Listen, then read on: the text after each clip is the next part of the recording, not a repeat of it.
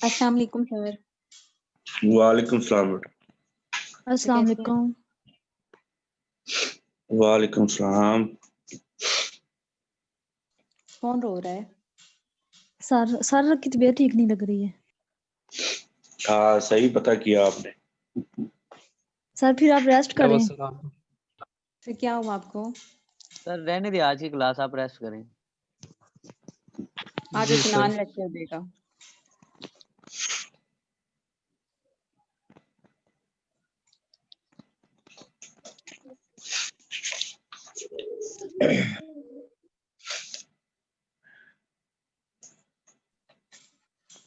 Sir आप नजर क्यों नहीं आ रहे?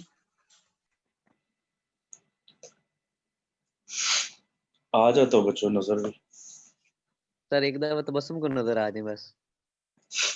तो बस हम खुद नहीं हमें नजर आती। नहीं सर, आप तसल्ली से नजर आए, मुझे कोई जल्दी नहीं है। हाँ देखा ना। अस्सलाम वालेकुम सर। वालेकुम सलाम।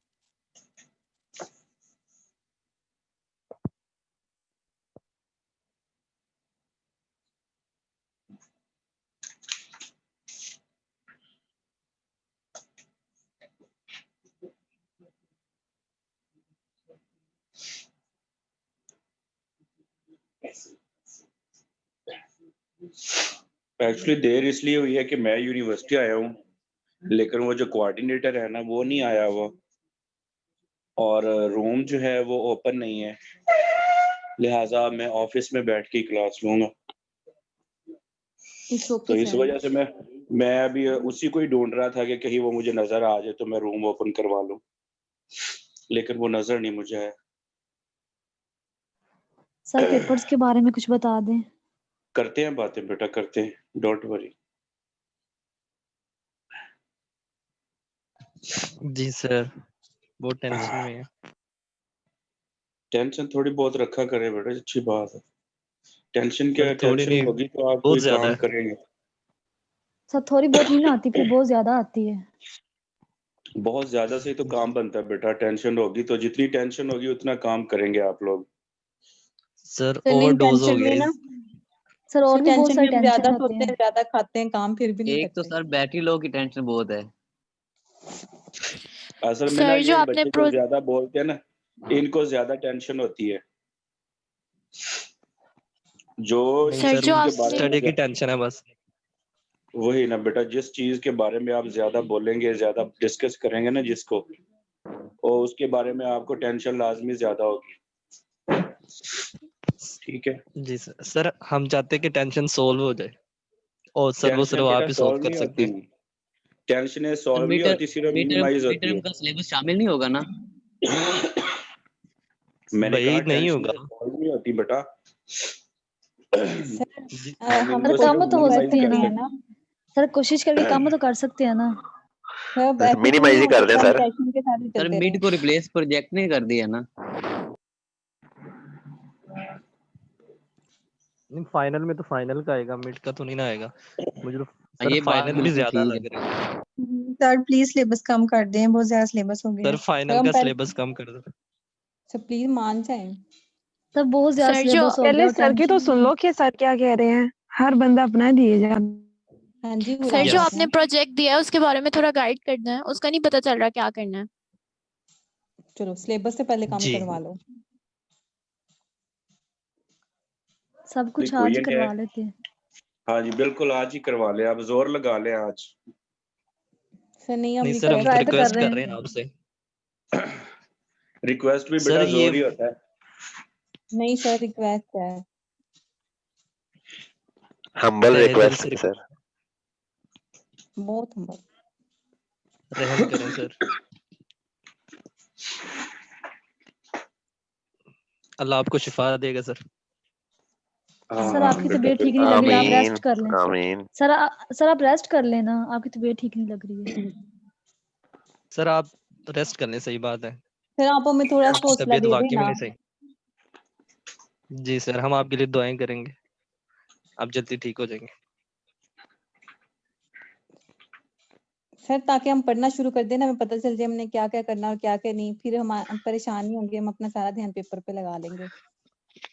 थोड़ी सी टेंशन भी अच्छा, रिलीज हो जाएगी। हाँ जी जी इसी वजह से पढ़ ही नहीं पा रहे कि पता नहीं कितना सिलेबस है, कितना सिलेबस।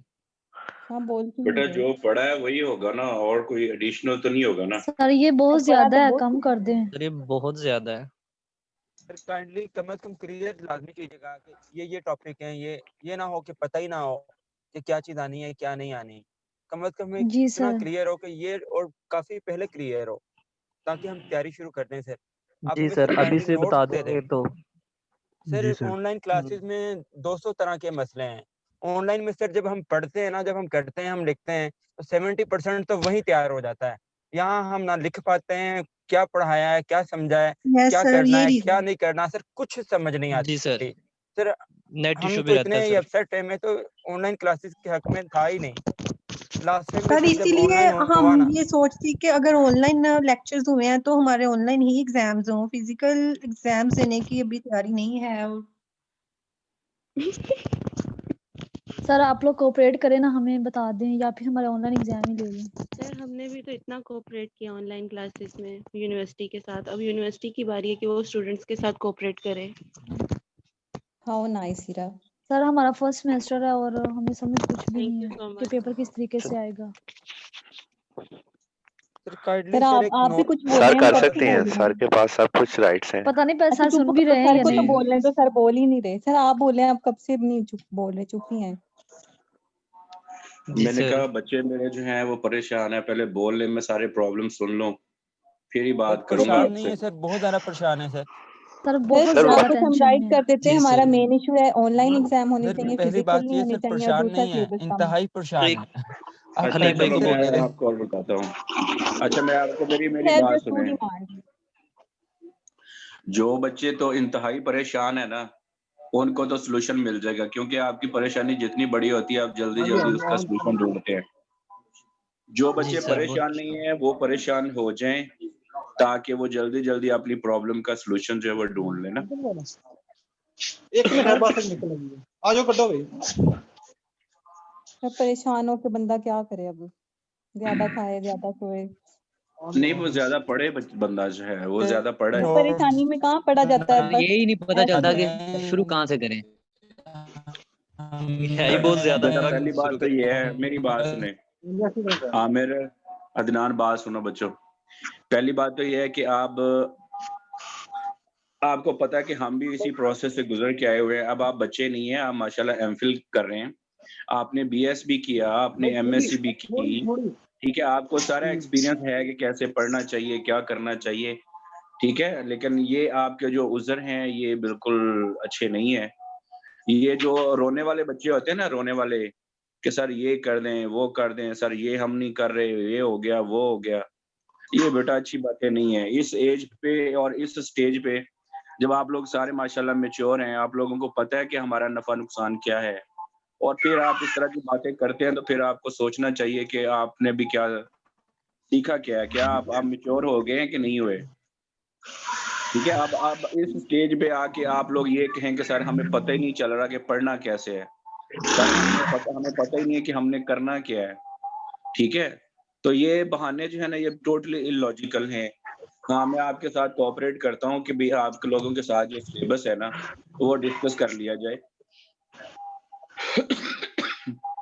ठीक है? जी सर, हम भी कि बस यही सिलेबस चाहते हैं ये कि सर सिलेबस जिन डिस्कस चीजों हो। में हमें ये करने प्रॉब्लम है, के बाद हमने कुछ टॉपिक्स यही हैं सर, जैसे मैं प्रोजेक्ट का नहीं थोड़ी अंडरस्टैंडिंग हो रही, उसका बता दें, इस तरह की चीजें गुलाम फातिमा, बेटा मेरी बात सुनो। मैंने ये कहा था कि ये एक just second order differential equation है जिसकी बाउंड्री कंडीशंस आपको गिवन है। आपने सिर्फ इसका जनरल सॉल्यूशन फाइंड करके इनवर्स लैप्लास फाइंड करना है बस। इससे क्या बताऊं मैं आपको? अगर आपको second order differential equation solve करनी नहीं आती ना तो फिर आप सोचें कि आप मैथ क्यों पढ़ रहे हैं। ठीक है, सब बच्चों थोड़ी सी की छोटी है सेकंड नीचे ऑर्डर सर, सब इससे बच्चों सारे की मेथड से सॉल्व आगे नहीं कर लो करना। बेटा क्योंकि सिर्फ आगे इसका करके सॉल्यूशन सीधी कर लो, निकालना खड़ी लग है और इनवर्स फाइंड करना है।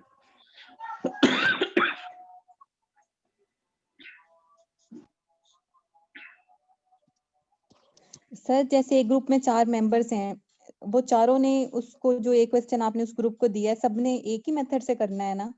ओ बेटा किया हुआ है, उसके ऊपर लैप्लास लगी हुई है, आपने जस्ट सिर्फ नहीं, उसको सॉल्व करके सर मैं टाइप ये नहीं करना है। पूछती। जैसे 4 मेंबर्स हैं, उन चारों ने एक ही सबमिट करवाना है आपको, या बेटा सबने एक ही नहीं अलग-अलग करना है ये। करवाना और है? देखिए एक ये छोटी सी ग्रुप डिफरेंशियल वर्क है। इक्वेशन 4 लोग हैं। हाँ जी। उन चारों ने मिलके वो एक काम करना है।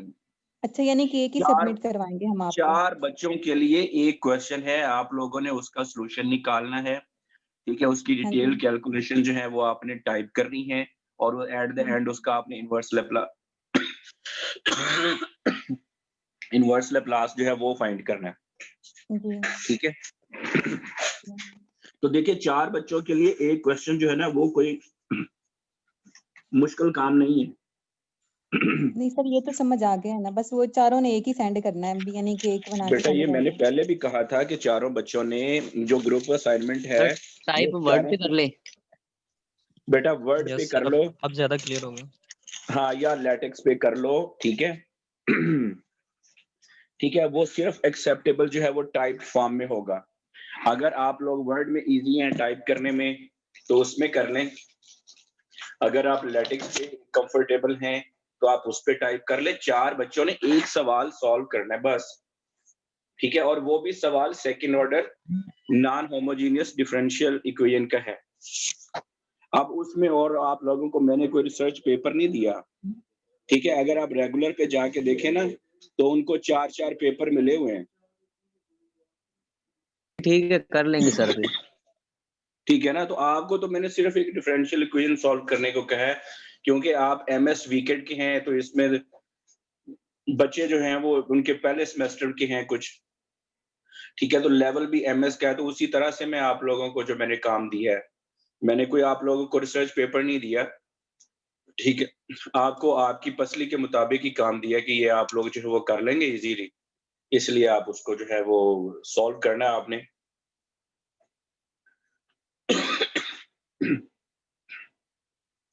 बीएससी की एसएम यूसुफ की बुक देखे, उसमें जाके देखे कि नॉन होमोजेनियस को कैसे सॉल्व करते हैं। पहले वाई सी कैलकुलेट करें, कॉम्प्लीमेंट्री सॉल्यूशन, फिर पर्टिकुलर सॉल्यूशन फाइंड करें। सिंपल है, दोनों को सम करें, बाद में कंडीशंस को अप्लाई करेंगे तो सॉल्यूशन आ जाएगा। जो सॉल्यूशन आएगा उसका इनवर्स कैलकुलेट करना है।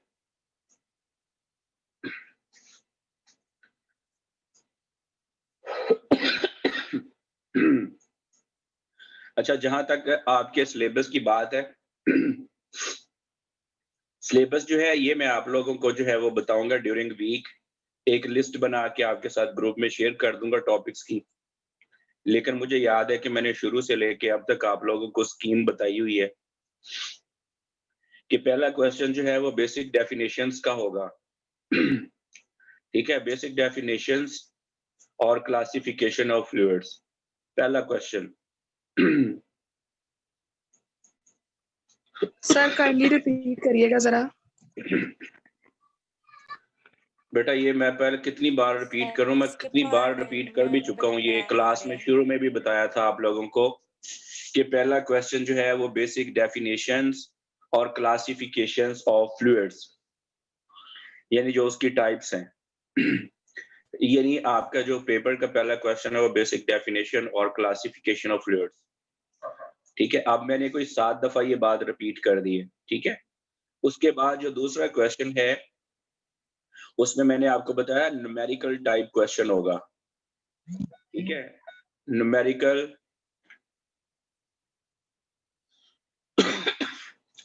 टाइप क्वेश्चन होगा जो हमारा दूसरा क्वेश्चन होगा। ठीक है, उसके बाद हमने कहा था डेरिवेशन टाइप एक क्वेश्चन रखेंगे हम। एक क्वेश्चन जो है वो डेरिवेशन टाइप होगा कि ड्राइव दिस, जिसमें मैंने आपको बहुत सारे होमवर्क भी दिए हुए हैं। ठीक है, और आपको क्वेश्चन भी करवाए हुए हैं। तो एक तो हो गया डेरिवेशन का क्वेश्चन, एक या दो जो है वो न्यूमेरिकल टाइप क्वेश्चंस होंगे, एक बेसिक डेफिनेशन का क्वेश्चन होगा और एक मॉडलिंग का क्वेश्चन होगा। ठीक है, जिसमें हम नेवियर-स्टोक्स इक्वेशन की मदद से किसी प्रॉब्लम को मॉडल करेंगे और फिर उसको सॉल्व करेंगे लैप्लास से, फोरियर से, सिमिलैरिटी से, Caputo Fabrizio, Atangana Baleanu and so on. ठीक है, एक ये हमारे पास ये एप्लीकेशन टाइप क्वेश्चन होगा। ठीक है, अगर ये 4 क्वेश्चन होते हैं तो 12-12 नंबर के भी हम इसको कर सकते हैं। अगर 5 क्वेश्चन होंगे तो 10-10 नंबर का भी हम इसको कर सकते हैं। वो डिपेंड करता है कि इन 4 क्वेश्चन की वेटेज कैसे जो है वो बनाई जाए। अब अगर किसी को कोई कंफ्यूजन है तो वो मुझसे सवाल करे कि उसको समझ नहीं आई या कोई पॉइंट उसके माइंड में है तो वो डिस्कस करे। सर ये पेपर तो समझ आ गई है, ये तो आपने पहले भी बताया था सर। एक्चुअली में ना सिलेबस में थोड़ा सा है हमें कि सिलेबस नहीं कंफर्म हो रहा, पूरा सिलेबस क्या हमने मतलब पढ़ा है, क्योंकि वो इंटरनेट की कनेक्शन हो जाती थी तो आप वो पढ़ा रहे होते तो बीच में हमें कोई पॉइंट मिस हो जाता तो फिर आगे समझ नहीं आती थी। और फिर वो हमने लेक्चर भी नहीं पुराने हमने डाउनलोड किए, वो भी हमारी मतलब एक मिस्टेक थी, हमें पता भी नहीं लगा। तो सर मेनली जो मसला है ना वो यही है कि हमें सिलेबस का मतलब सारा पता नहीं है कि हमने कितना अच्छा पढ़ लिया। ठीक है, लेकिन बेटा जितना पढ़ा उतना तो आपको पता होना चाहिए। अब ये है कि आपके जो पेपर है आई थिंक 15 फेब के बाद शुरू होंगे, 15 to 19। नहीं तो सर मेरा ख्याल 13 है फेब को कि लिखा हुआ। चले 13 से 19 फेब ना, तो अगर हम ये जी सिलेबस 31 जनवरी को हम डिसाइड कर ले तो क्या वो ज्यादा अच्छा नहीं है? या हो सकता है कि उससे पहले भी ये यानी अगले वीक में मैं आप लोगों को सिलेबस जो है वो कंफर्म बता दूं और आप लोग जो है फिर जी उसी सर। हिसाब से तैयारी करें। सर नेक्स्ट जी वीक में सर। काइंडली कोशिश करेंगे बता दें। बेटा जी सर मैंने नेक्स्ट कह वीक दिया में ना आप कि बता नेक्स्ट देंगे। वीक आप लोगों को जितना हमारे होपफुली लिए टाइम का ज्यादा हो उतना ही हमें बेहतर है। सर नहीं आपके बेटा, लेक्चर मैं क्या एक बात यूट्यूब बताऊं, लिंक मिल जो सकते तैयारी हैं? आपकी 1 वीक में होती है ना वही तैयारी आपकी 2 वीक में होती है, ये याद रखिएगा। ठीक है, वो पेपर जिनमें ज्यादा छुट्टियां होती है ना वो अच्छे नहीं होते। आप लोगों का भी शायद ऐसा ही एक्सपीरियंस हुआ होगा। यस सर यही एक्सपीरियंस है, लेकिन कुछ तो सर ऐसे बताओ ही है। सर। तो आपके पास सर जितना सिलेबस टाइम कम हो, जितना स्ट्रेस हो, आप उतनी ही अच्छी तरीके से तैयारी करते हैं और शॉर्ट टाइम में ज्यादा अच्छी तैयारी हो जाती है। क्योंकि ज्यादा टाइम हो तो हम रिलैक्स हो जाते हैं, अभी कर लेते हैं, लेकिन वो होता कुछ नहीं है फिर। ये आप लोगों ने कुछ सीखा नहीं है मेरा ख्याल है। अगर आप लोगों के ऐसे एक्सपीरियंसेस है तो फिर भी आप लोग जानबूझ के इस तरह का डिले, इस तरह का फेवर मांगते रहते हैं। ठीक है ना? नहीं नहीं सर नो जानबूझ के सर नहीं सर, प्रॉब्लम ये ये नहीं वाकई में है सर, टेंशन है। नहीं problem sir, sir jobs problem भी ये है कर कि रहे हैं हमारी ना साथ साथ, क्लासेस। इस वजह से। हाँ सर बेटा, बात प्रॉब्लम सुनो, ये है जब कि आप जॉब कर रहे हो ना तो वो आपकी जी अपनी सर। हेडेक है। ठीक है ना, कि आप माशाल्लाह इतने मल्टी टैलेंटेड है कि जॉब भी कर रहे हैं, साथ फैमिली को भी संभाल रहे हैं, साथ एजुकेशन को भी लेके चल रहे हैं, ठीक है? तो एजुकेशन जी तो सर। एजुकेशन है। आज अगर आप कोई अच्छा नहीं पढ़ेंगे, तो आप आगे अच्छा कैसे डिलीवर करेंगे? आज आप लोग अगर फ़ेवर माँगेंगे, तो यकीन करें आप जब भी आगे पढ़ाएँगे, तो आप इसी तरह का ही पढ़ाएँगे। ठीक है? तो नहीं सर, आपको एक्चुअली बात अभी तो पता है आप क्या है, हम माशाल्लाह लोगों ने ऑनलाइन यूनिवर्सिटी का ऑनलाइन एक्सपेक्ट नहीं किया क्लासेस था नहीं ना, है ये ना हमारे लिए बहुत ज़्यादा अजीब हो गया। क्योंकि हमें घर में तो वाक़ई हम तो लड़कियाँ हैं, हमें तो सर टाइम नहीं पेपर अच्छा, मिलता, कैंपस कुछ में हो घर रहे के हैं, काम, कुछ क्लासेस बच्चे, ऑनलाइन हुई है। तो फिर हमारा तो कोई कसूर नहीं ना है। अगर हम वाक़ई ऑनलाइन पढ़ने बेटा वाले होते बात तो हम सुनो, किसी मेरी बात ऑनलाइन सुनो। यूनिवर्सिटी को प्रेफ़र कर लेते। बिल्कुल, बिल्कुल कर लेते हैं। जी अगर सर, आप ये लोगों के जेन्युइन बच्चे प्रॉब्लम है। हैं, मेरी तो बात सुनें। बेटा अगर आप लोगों के बच्चे हैं, तो इसमें हमारा भी कोई कसूर नहीं है। वो तो आपके बच्चे हैं। ज़ाहिर बात है आप लोग मेहनत कर रहे हैं, आपके बच्चे भी आपने सँभालने हैं, आपने हस्बैंड को भी टाइम देना है, बाकी फैमिली को भी, घर में का खाना भी पकाना है, ठीक है? और साथ-साथ आपने अपनी एजुकेशन भी। तो ये तो आप एप्रिसिएशन के काबिल हैं कि आप इतने काम कर रही हैं। इसमें तो आपकी तारीफ़ बनती है कि आप सारे काम जो है कर रही हैं बड़ी मेहनत से, ठीक है ना?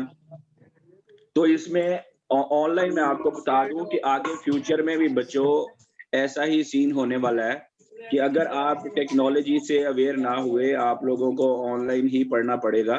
तो आप ये जो है ना ब्लेम ये छोड़ दें कि ऑनलाइन हो गया तो हमें पता नहीं है। तो आप लोगों को आप देखिए दूसरा सेमेस्टर चल रहा है हमारे यूनिवर्सिटी में, जो ऑनलाइन आ गया है, ठीक है? तो आप लोगों को इससे वास्ता तो पढ़ना ही पढ़ना है, ठीक है? लेकिन मैंने आप लोगों से बोला था कि बच्चों आप ऑफ़िस आवर्स में आप किसी भी वक़्त आके समझ सकते हैं। आमिर हनीफ बंद कर इसको। आमिर हनीफ बंद कर बेटा इसको। कि आप ऑफ़िस आवर्स में आके मुझसे समझ लें, अगर आप लोगों को कोई इश्यू है, कुछ डिस्कस करना है, आप टाइम मुझसे पूछ के तो उसके ऊपर आप डिस्कस कर लें। लेकिन आपकी तरफ से भी कोई हिल-जुल नहीं है ना। किसी में कोई इतनी इंटेंशन नहीं है, कितना शौक नहीं है कि चलो भई हम सर से पूछ लें, सर के साथ हम एक मीटिंग कर लें, हम काउंसलिंग आर कर लें कि ये टॉपिक जो है ये कैसे हुआ है, ये यहाँ से हमें समझ नहीं आई थी ऑनलाइन में। तो आप लोगों को तो पता ही नहीं है कि भई यूटिलाइज़ कैसे करना है, ठीक है ना? अगर आपका कोई टॉपिक मिस हो गया है, किसी इंडिविजुअल बच्चे का या बहुत सारे बच्चों का, तो आप मुझे कहें कि सर आप हमारे साथ मीटिंग अरेंज करें और ये वाला टॉपिक जो है ना हमें थोड़ा-सा रिवाइज़ कर दें, तो मैं आपको करवा दूँ। आप लोग खुद ही कुछ नहीं कहते, मुझे लगता है कि आपको समझा दिया तो आपको पता चल गया है, आपको समझ आ गई है, ठीक है? लेकिन मैं आपको बताऊँ कि काइंडली ये जो एक्सक्यूज़ेज़ हैं ना, ये ना किया करें। मुझे ऐसे बच्चे बिल्कुल पसंद नहीं हैं, जो एक्सक्यूज़ेज़ करते हैं, सर ये हो गया, वो हो गया, फलाँ हो गया। देखो मसलों से आप कभी भी जान नहीं छुड़ा सकते, ये आपके साथ हमेशा एसोसिएट रहेंगे। बल्कि जितने आपकी लाइफ़ में मसले होंगे ना, उतने आप एक्टिव भी रहेंगे और उतनी आपकी प्रोग्रेस भी ज़्यादा होगी। अगर आप आसानियों में रहेंगे, तो आपको किसी चीज़ के बारे में पता ही नहीं होगा। तो ये मसले-मसाइल साथ चलते रहते हैं, लेकिन अगर आपका टीचर कोऑपरेटिव है, तो आप उससे हेल्प क्यों नहीं लेते? ठीक है, आप लोग जो है उससे हेल्प क्यों नहीं लेते? यूनिवर्सिटी ने अलाउ किया है कि आप यूनिवर्सिटी में आके भी लेक्चर ले सकते हैं, आप टीचर को कंसल्ट कर सकते हैं, आप फिर भी नहीं आते। जैसे ही क्लास शुरू होती है, तो फिर आप बच्चे जो हैं वो एक्सक्यूज़ेज़ शुरू कर देते हैं। और दूसरी बात ये है कि बेटा मैं बीइंग अ टीचर ऐसा कोई डिसीज़न नहीं ना ले सकता। ये यूनिवर्सिटी की पॉलिसी है, जैसे पॉलिसी आती है टीचर को उसको ओबे करना होता है। अगर मेरे बस में हो तो मैं आप तमाम बच्चों को ए ग्रेड दे दूँ, ठीक है ना? मेरी कोई आपसे बेटा कोई दुश्मनी नहीं है, आप हमारे स्टूडेंट हैं, बच्चे हैं हमारे, तो हमारी तो कोशिश ये होगी कि सारे अच्छा सा पढ़ें और अच्छे ग्रेड लें। लेकिन मैं अकेला कुछ नहीं कर सकता कि मैं कह दूँ कि हाँ जी, अब पेपर ऐसे होगा, वैसे होगा। ये यूनिवर्सिटी की पॉलिसी है, जैसे आएगी वैसे ही हम उसको अप्लाई करेंगे। हाँ, फ़ेवर जहाँ पे आपकी बनती है कि आपको कुछ समझना है, आप मुझसे टाइम ले लें, मैं आपको टाइम बता दूँ कि इस टाइम पे लेक्चर होगा। आप लोगों ने कौन-सा टॉपिक पढ़ना है, मैं आपको रिवाइज़ कर दूँ। ठीक है? सर हमने यूनिवर्सिटी आना है, आप किस टाइम अवेलेबल है, हमें बताएँ, हमने कुछ समझना है। ये सारी चीज़ें मैं आपके लिए कर सकता हूँ, आप बताएँ मुझे क्या करना है। ठीक है ना? जो काम मैं कर सकता हूँ आपके लिए वो तो मैं हाज़िर हूँ, मैं फ्री ऑफ कॉस्ट, ठीक है ना? अगर मेरा टाइम है या नहीं है, लेकिन आप लोग अगर मुझे बताएँगे कि सर हमने ये पढ़ना है, ये समझना है, तो फिर मैं हाजिर हूँ। लेकिन एक्सक्यूजेस मुझे शुरू से पसंद नहीं है, क्योंकि मैंने कभी खुद एक्सक्यूजेस नहीं किए किसी से। ठीक है, मार्क्स बेशक कम आ जाएं, ठीक है, तो एक्सक्यूज मैंने कभी नहीं किया कि सर ये हो गया था, सर वो हो गया था, सर मैं ये काम कर रहा था, ठीक है, सर मैं इतनी दूर से आता हूँ। ये बच्चों ज़ाहिर बात है, आप लोग अगर कुछ करने आए हैं, पढ़ने आए हैं, तो ज़ाहिर बात है कुछ दूर से, कुछ करीब से, कि कोई बच्चे जो हैं वो सेल्फ मेड होते हैं, साथ ट्यूशनें पढ़ाते हैं, साथ पढ़ते हैं। कुछ बच्चे जो हैं उनके पेरेंट्स इतने अच्छे होते हैं, वेल सेटल्ड, कि उनको सपोर्ट की ज़रूरत ही नहीं होती और किसी की।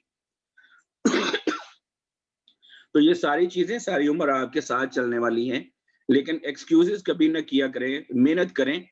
जहाँ पे आपको टीचर की, किसी दोस्त की हेल्प चाहिए, वहाँ पे उसको कहें कि यार ये हेल्प करो हमारी, हमें गाइड करो ताकि हम आगे जो है वो निकलें। लेकिन एक्सक्यूज़ेज़ कोई हल नहीं है, कोई सॉल्यूशन नहीं है। अगर आज से आप एक्सक्यूज़ेज़ करेंगे तो लाइफ़ के हर प्रोफ़ेशन में आपकी ये आदत बन जाएगी। चाहे वो कोई आपका रिश्ता हो, चाहे आपकी कोई नौकरी हो, वहाँ पे आप लाज़मी ये एक्सक्यूज़ पेश किया करेंगे। ठीक है कि सर ये हो गया था, वो हो गया था, ये नहीं मैं कर सका, ये इस वजह से हो गया था। ठीक है? आप सीधा कहें कि सर मैं नहीं कर लेकिन मैं टास्क आपको कंप्लीट करके देता हूँ, कोई मसला ही नहीं है।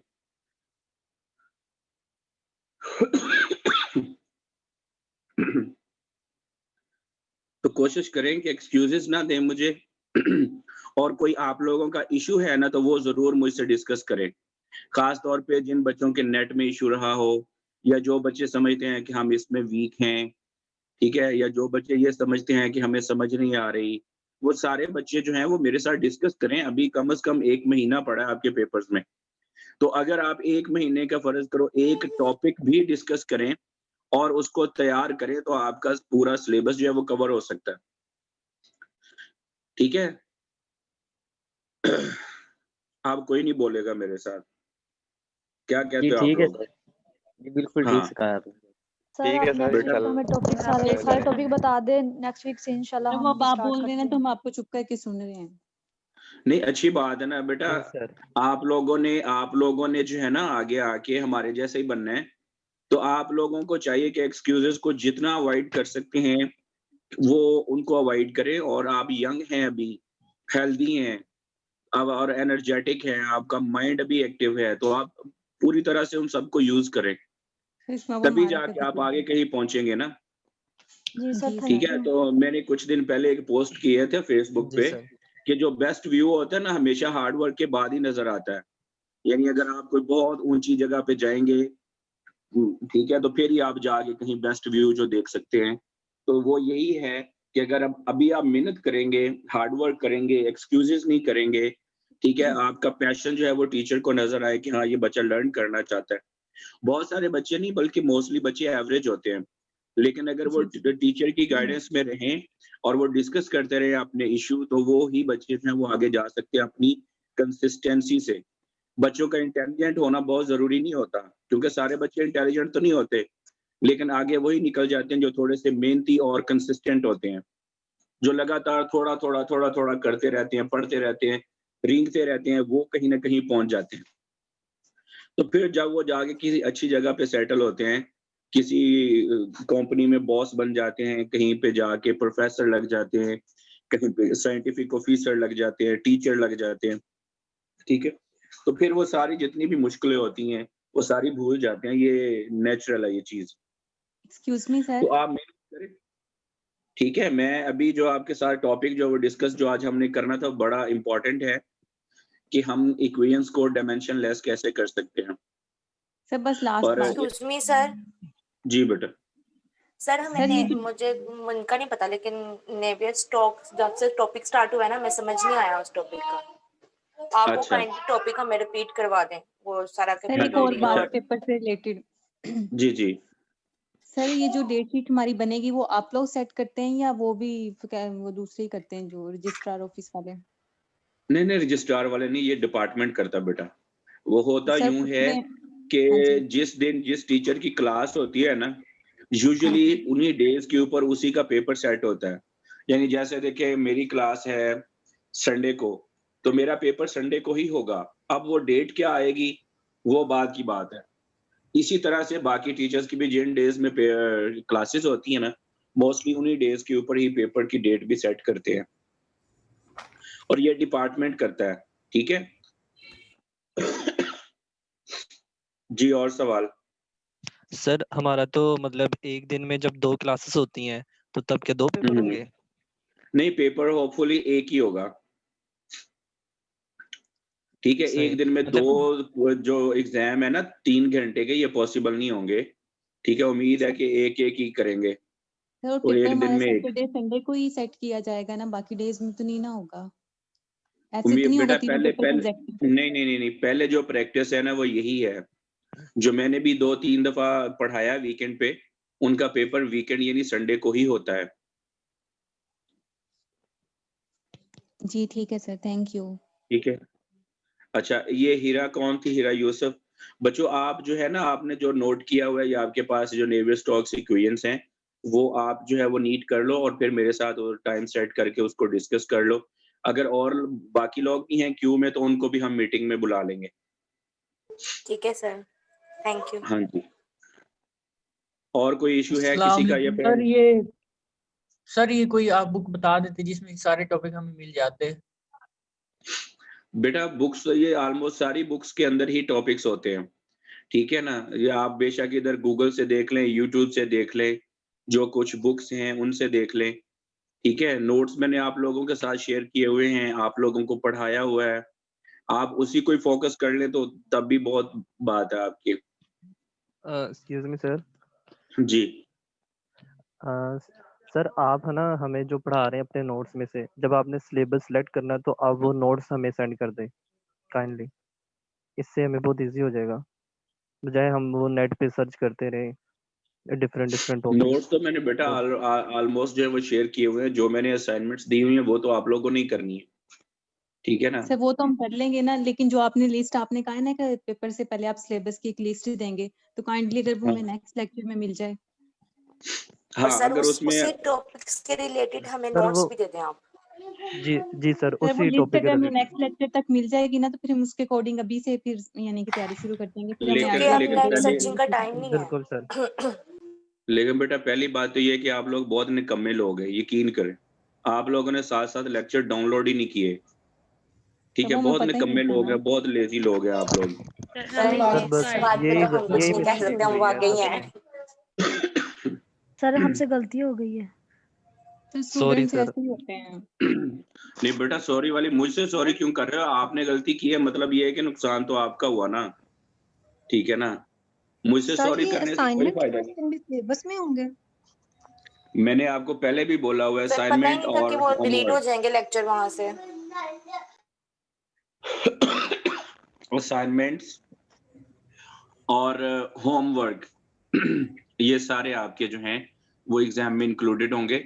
लेकिन अभी आप वेट करें कि मैं आप लोगों को जो है ना वो सिलेबस का लिस्ट प्रोवाइड कर दूं यस सर जो प्लीज। सर टॉपिक बस की है। Please yes sir next lecture please. तक वो कर दीजिएगा। हाँ, प्लीज सर, हो जाएगी बेटा नेक्स्ट लेक्चर तक इंशाल्लाह। थैंक देखो यू सो मच सर। आप बच्चों प्लीज ना किया करें। आप हमारे बच्चे हैं, हमने आपको सारी बात है सारी चीजें प्रोवाइड करनी है, ये तो हमारी ड्यूटी है। अगर आप में से कोई वैसे परेशान है तो वो इंडिविजुअली मेरे साथ डिस्कस कर लिया करे, तो इंशाल्लाह उम्मीद है कि उसको फायदा होगा, परेशानी से काफी छुटकारा मिल सकता है। जी सर। ये प्रॉब्लम बहुत सारे बच्चों के साथ जो है वो ऐसे इशू होते हैं, तो आप डिस्कस कर यस लिया सर। करें उसको। सर इशू कोई भी हो डिस्कस कर सकते हैं। बेटा कोई भी इशू मैंने आप लोगों को शुरू में भी बताया था। ठीक है? आपका कोई सर के पर्सनल पास है, हर कोई वर्ष की दुआ फैमिली है। इशू है, ठीक है? और अगर आपको कोई कैरियर में कोई इशू आ रहा है, ठीक है? या जॉब का कोई इंटरव्यू टेस्ट है या कहीं पे आपने प्रेजेंट करना है, ठीक है? तो उसके लिए आप किसी भी तरह की एडवाइस के लिए आप मुझसे डिस्कस कर सकते हैं। ठीक है? Thank you sir. हाँ, ये तो मैंने आप लोगों को बच्चों शुरू में भी बोला था कि आप लोगों को कोई भी इससे रिलेटेड इशू है, कैरियर का, काउंसलिंग का, कोई पर्सनल, कोई जो भी व्हाटएवर, ठीक है? वो आप लोगों का मेरे साथ सीक्रेट होगा, जो अगर आपका कोई पर्सनल होगा तो। वो इशू नहीं है, वो आप उसके लिए एडवाइस ले सकते हैं मुझसे किसी भी time. Okay so nice of you sir, thank you. चले आज का जो हमारा टॉपिक है ना ये बड़ा इंपॉर्टेंट है और फ्लूइड में इसका बड़ा अहम रोल है। इसको हम कहते हैं डायमेंशनल एनालिसिस। ठीक है? और हमारे पास काफी जितने भी मॉडल्स अभी अभी आपने देखे जो हमने ड्राइव किए या जो हमने बनाए वो सारे ना पार्शियल डिफरेंशियल इक्वेशन की फॉर्म में ही अपीयर होते हैं हमारे पास, और उसमें बहुत सारे पैरामीटर्स, बहुत सारे कांस्टेंट्स जो है ना वो भी साथ अपीयर हो जाते हैं। ठीक है, तो अब ये जो मेथड है ये हमारे पास क्या है कि अगर हम ये फर्ज करें, ये लिखते हैं ना, ये देखिए f is equal to ma। अब ये बेसिकली मेरे पास एक इक्वेशन है, ठीक है। जारी बात है f जो है ये एक वेक्टर क्वांटिटी है, तो इसके डेफिनेटली यूनिट्स तो होंगे। मास है, स्केलर क्वांटिटी है, इसके भी यूनिट्स होंगे। एक्सेलरेशन है, ये भी एक वेक्टर क्वांटिटी है, इसके भी यूनिट्स होंगे। तो किसी तरह से हमने इन यूनिट्स को फ्री करना है, क्योंकि जिनके यूनिट्स होते हैं उन्हीं की डायमेंशन होती है। तो हमारा डायमेंशनल एनालिसिस का मतलब ये होता है कि हमने इन यूनिट्स को फ्री करना है, और उसमें एक चीज का हमने ख्याल रखना है, वो होती है होमोजेनिटी। होमोजेनिटी क्या होती है कि dimension of left side is equal to dimension of right side, कि लेफ्ट और राइट साइड की डायमेंशंस जो है ये हमारे पास इक्वल होनी चाहिए। अगर ये हमारे पास इक्वल हो तो हम कहते हैं कि equation is dimensionally homogeneous. Equation is dimensionally homogeneous. तो यही बेसिकली हमारा टारगेट है कि जब हम उन यूनिट्स को फ्री कर रहे हों, उनकी डायमेंशन लेस उनको बना रहे हों, तो बाद में हमने ये भी देखना है कि क्या वो इक्वेशन डायमेंशनली होमोजीनियस है। Homogeneous mean left side is equal to right side, dimensions जो हैं वो इक्वल होनी चाहिए। अभी इसके नेक्स्ट जाके हम इसकी कुछ एग्जांपल्स भी करेंगे और उसमें इस चीज को हम डिस्कस भी करेंगे। Dimensional analysis is a mathematical technique which makes use of study of the dimensions for solving several engineering problems. तो बेसिकली ये हमारे पास एक टेक्निक है जो कि बहुत सारी इंजीनियरिंग प्रॉब्लम, जो फ्लूइड है ये भी इंजीनियरिंग में ही आता है, फ्लूइड डायनामिक्स जो है, तो उसमें हम सॉल्व करने के लिए हम इस टेक्निक को यूज करते हैं। Each physical phenomena can be expressed by an equation. अब उसमें कोई भी फिजिकल फिनोमिना हो, यानी अगर फ्लूइड फ्लो करता है तो वेलोसिटी, ठीक है, can be express bye an equation, तो वो उसको हम किसी इक्वेशन की मदद से एक्सप्रेस कर सकते हैं। Giving relationship between different quantities, giving relationship between different quantities, such quantities are dimensional and non dimensional. जी, तो बेसिकली वो ये कह रहा है कि कोई भी फिजिकल फिनोमिना हो उसको हम एक इक्वेशन की मदद से जो है वो एक्सप्रेस कर सकते हैं थ्रू बिटवीन डिफरेंट क्वांटिटीज। अब वो क्वांटिटीज हैं, उनकी डायमेंशन हो भी सकती है और उनकी डायमेंशन नहीं भी हो सकती। Dimensional analysis helps in determining a systematic arrangement of the variables in the physical relationship, combining dimensional variables to form non-dimensional parameters.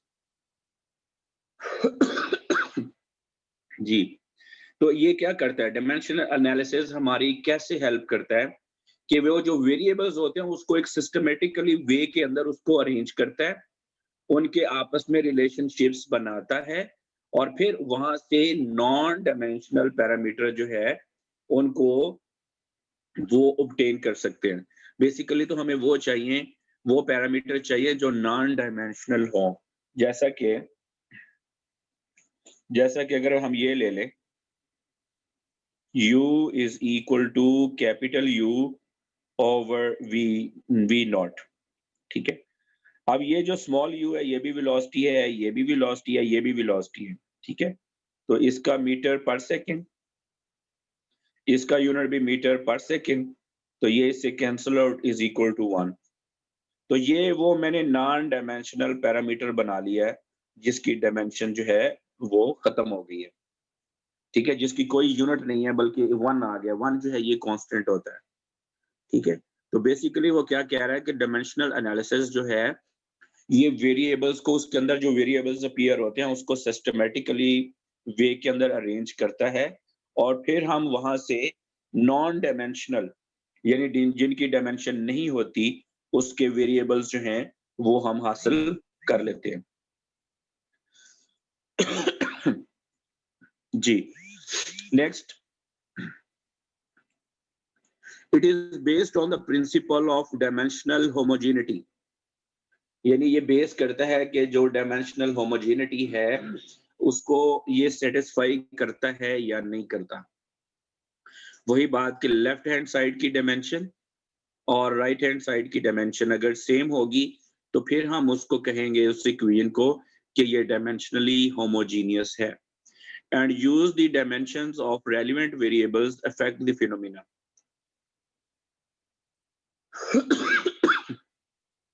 Dimensional analysis has become an important tool for analyzing fluid flow problems, especially useful in presenting experimental results in a concise form. तो fluid mechanics के अंदर जो है ये इसका काफी role है, और हम कोई भी फ्लूइड प्रॉब्लम जब चूज करते हैं, मॉडल बनाते हैं, तो हम उसको पहले डायमेंशन लेस बनाते हैं, यानी उस सारे मॉडल की जो डायमेंशंस हैं उनको हम खत्म कर देते हैं, और वो प्रोसेस जो है उस प्रोसेस को हम कहते हैं dimensional analysis. Uses of dimensional analysis, कि इसके यूजेस क्या हैं? The uses of dimensional analysis may be summarized as follows: to test the dimensional homogeneity of any equation of fluid motion, यानी अगर आपके फ्लूइड मोशन की आपके पास कोई भी इक्वेशन है तो उसकी मदद से हम उसकी होमोजेनिटी चेक कर सकते हैं। डायमेंशन पहले हम, यानी अगर हमारे पास कोई इक्वेशन है उसके अंदर जो भी वेरिएबल्स आ रहे हैं हम उनकी यूनिट्स फाइंड करें। अगर लेफ्ट साइड की जो यूनिट्स हैं उनकी डायमेंशन फाइंड करें, फिर राइट साइड की जो वेरिएबल्स हैं उनकी यूनिट्स और डायमेंशन फाइंड करें। और अगर लेफ्ट साइड की डायमेंशन राइट साइड की डायमेंशंस इक्वल होंगी तो वो हमारे पास डायमेंशनली होमोजीनियस होगी। तो कहते हैं कि डायमेंशनल एनालिसिस जो है इसको हम होमोजेनिटी को चेक करने के लिए यूज कर सकते हैं। To derive rational formula for a flow phenomena, तो हम एक फार्मूला भी ड्राइव कर सकते हैं जो उस फ्लो फिनोमिना को डिस्क्राइब भी करे। To derive equations expressed in terms of non dimensional parameters, to show the related significance of each parameter. ठीक है, अभी वो जो इक्वेशन होगी ना गिवन, उसको हम नॉन डायमेंशनल फॉर्म में लिखेंगे। ठीक है, यानी जो पहले डायमेंशन फॉर्म में होगी उसको हम नॉन डायमेंशनल फॉर्म में कन्वर्ट कर देंगे। ठीक है, उन पैरामीटर्स को यूज करते हुए।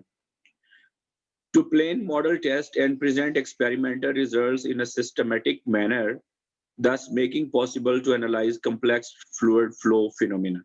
तो यानी जितने भी कॉम्प्लेक्स टाइप के फ्लूइड फिनोमिनास होंगे हम उनको जो है वो चाहे एक्सपेरिमेंटल हो चाहे फिर वो थ्योरेटिकल हो, हम उनको जो है वो इसकी मदद से अच्छा एक्सप्लेन कर सकते हैं।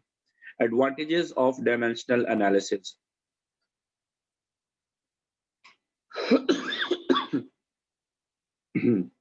dimensional analysis has the following advantages. It expresses the functional relationship between variables in dimensionless terms. In hydraulic model studies, it reduces the number of variables involved in a physical phenomena, generally by 3. अच्छा, इसमें जो हमारे पास पहला point है उसको देखें। It expresses the functional relationship. Functional relationship क्या है कि अगर आपके पास आप 2x है, ठीक है, और ये एक कैपिटल X है जो कि डिपेंडेंट है और ये वो सारे जो है वो इंडिपेंडेंट है, तो हम इनका एक रिलेशन बना लेंगे, functional relation. x2 up to x है।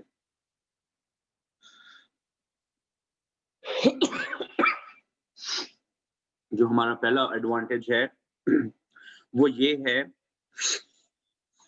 कि जितने भी इनको जो है जो वेरिएबल्स होंगे उनको हम एक्सप्रेस कर लेंगे एक रिलेशनशिप में in the dimensionless terms.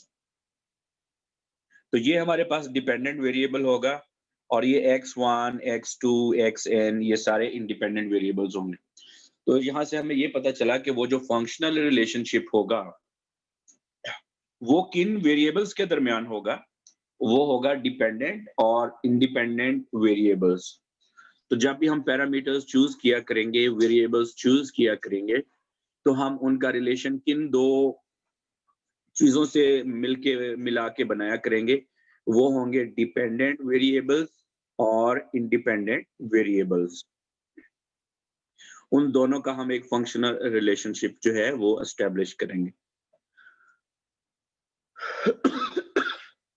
Number 2, in hydraulic model studies in reduces.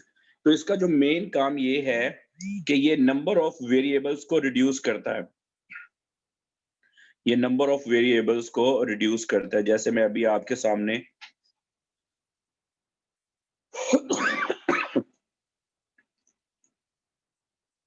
एक डायमेंशनलेस पैरामीटर लिखता हूं, वो है म्यू CP ओवर K। ये जो मैंने PR लिखे ना, PR मीन प्राइमल नंबर, ये डायमेंशनलेस नंबर होता है। तो अब ये जो देखे डायमेंशनलेस नंबर्स के अंदर मेरे पास 1, 2 और 3, यानी अगर मैं इन 3 वेरिएबल्स को कंबाइन करके लिख लूं, इन तीनों की जगह पे, तो मैं सिंपल एक फंक्शन या एक पैरामीटर लिख सकता हूं जो कि PR है। तो बेसिकली ये क्या कर रहा है कि 3 पैरामीटर या 3 वेरिएबल की जगह पे मैं सिर्फ PR लिख रहा हूं।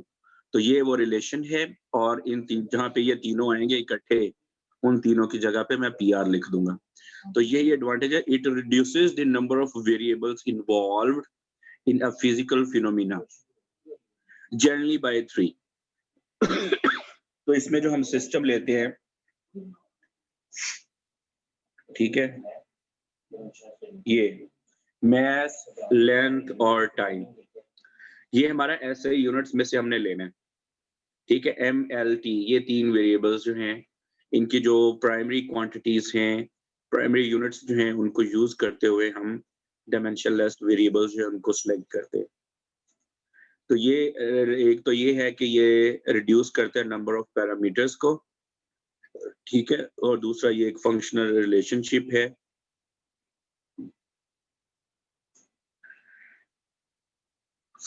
ये आगे हमारे पास by proper selection of variables the dimensional parameters reduces to make certain logical detection about the problem, ठीक है, कि ये हमारे पास जो पैरामीटर्स है उनको डिटेक्ट करता है। Design curves by use of dimensional analysis can be developed from experimental data or direct solution of the problem, ठीक है। एक एडवांटेज इसका ये भी है कि हम कर्व्स को डिजाइन कर सकते हैं by making use of dimensional analysis in some experimental results. It enables getting a theoretical equation in a simplified dimensional form. Dimensional analysis provides partial solution to the problems that are too complex to be dealt with mathematically. ये लीजिए, ये हमें half solution, आप partial solution mean half कह सकते हैं कि आधा सोल्यूशन जो है उसमें उसको ऑब्टेन करने में हमारी हेल्प करते हैं, चाहे वो इक्वेशन मैथमेटिकली कितनी ही कॉम्प्लेक्स क्यों ना हो। The conversion of units of quantities from one system to another is facilitated. तो हम क्या करते हैं कि एक सिस्टम से दूसरे सिस्टम में यूनिट्स को जो है वो कन्वर्ट करते हैं क्वांटिटीज को।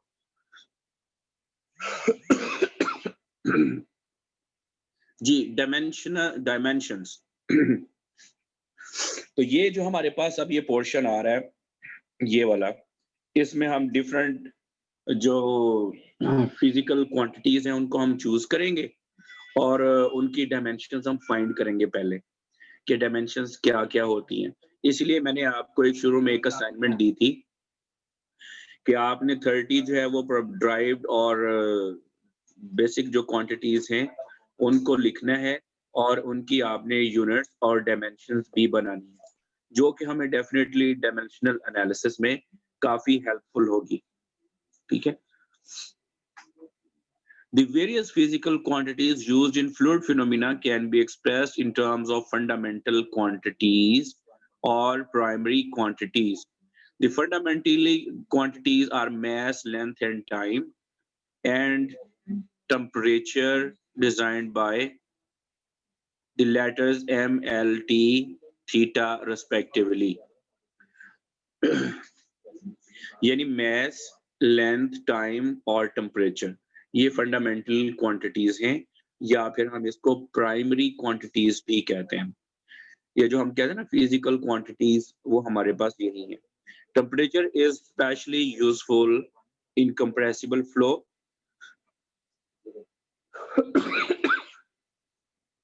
The quantities which are expressed in terms of fundamental or primary quantities are called derived or second quantities, जैसा कि velocity, area, acceleration, etc.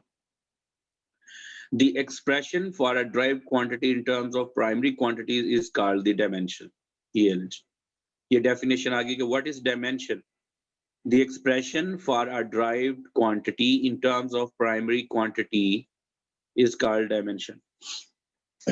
ये देखिए ना, जैसे अगर हम लिखते हैं a, यहाँ पे मैंने बात कर दी है एक्सेलरेशन की, तो मैंने कहा ये ड्राइव क्वांटिटी है. अगर मैं ड्राइव क्वांटिटी को, जो कि होती है मेरे पास मीटर पर सेकंड स्क्वायर, सॉरी, तो ये मेरे पास, अगर मैं इसको किसी तरह से एक्सप्रेस करने में कामयाब हो जाता हूँ, मैस जो है इसके यूनिट है किलोग्राम, या वैसे ही आप इसको लिख लें m, ठीक है, और t स्क्वायर. ये देखें, ये हमारे पास है ड्राइव्ड क्वांटिटी, और ये mt, ये प्राइमरी क्वांटिटी है. तो हमने अभी जो ऊपर बात किया है कि अगर हम ड्राइव्ड क्वांटिटीज को प्राइमरी क्वांटिटीज में लिख लें तो उसको डायमेंशंस कहते हैं, या उनको उसमें एक्सप्रेस कर दें.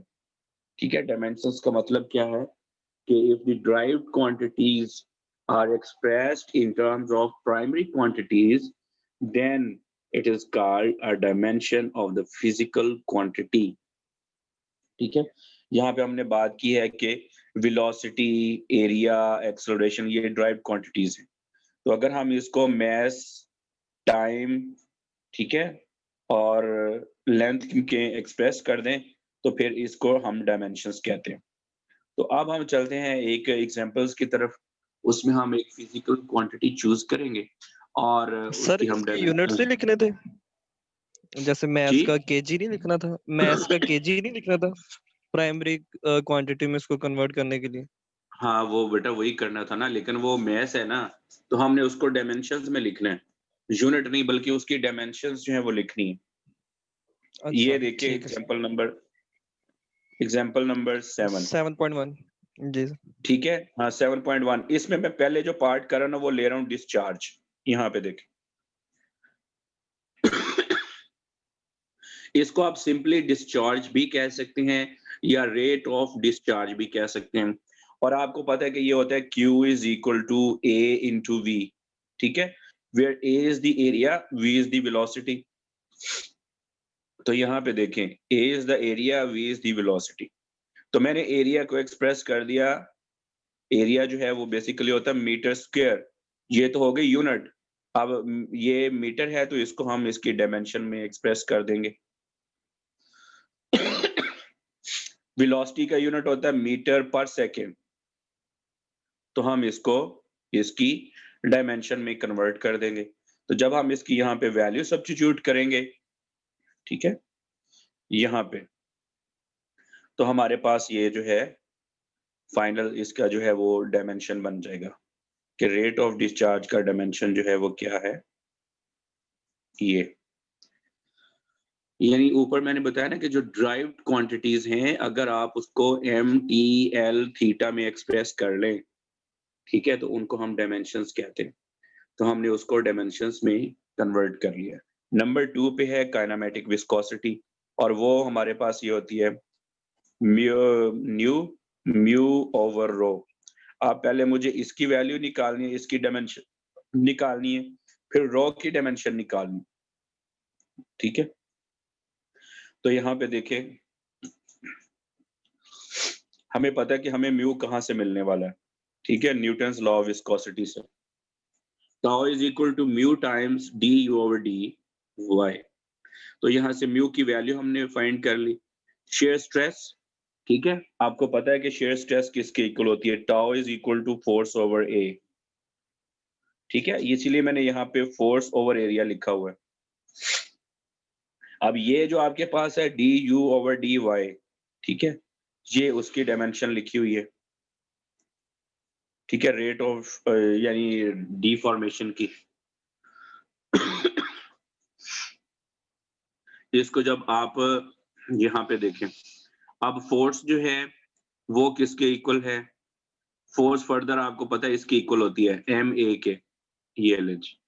तो इस वजह से यहाँ पे मैस और एक्सेलरेशन लिखा हुआ है, एरिया जो है उसको हमने नीचे डिवाइड कर दिया।